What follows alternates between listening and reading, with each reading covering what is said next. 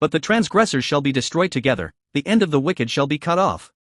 But the salvation of the righteous is of the Lord, he is their strength in the time of trouble. This word proclaims once again seriously the tragic end without exception of the wicked.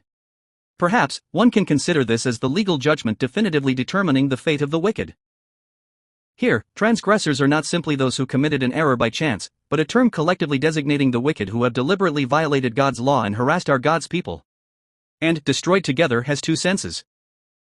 One is that the power, money, or honor accumulated by the wicked will be destroyed at the same time as their body, and the other is that even if they ally and gather forces to form a solid alliance, before God's judgment, they will go without exception on the path of destruction. And the end shall be cut off expresses the state of the tree cut by the woodcutter, unable to sprout shoots again, that is, the hope for the future is completely blocked.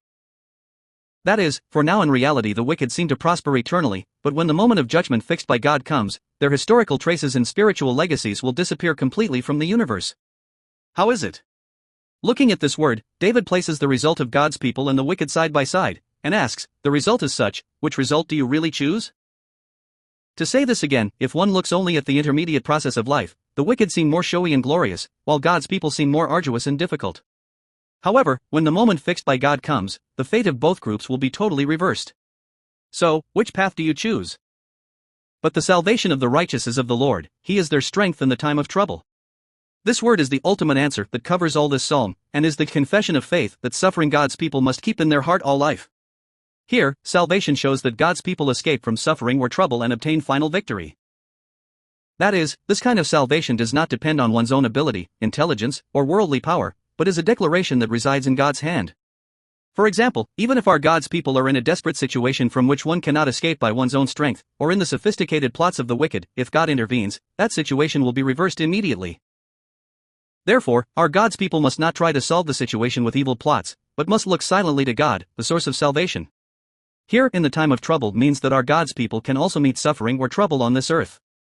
No, on the contrary, one may face the violent storm caused by the wicked's attack. And strength designates the solid fortress built on the high rock mountain, where the enemy does not dare to invade. That is, even if the wicked shoot arrows and attack from all sides, God is the strength of God's people, so he who has taken refuge in God will not be wounded and will be perfectly protected.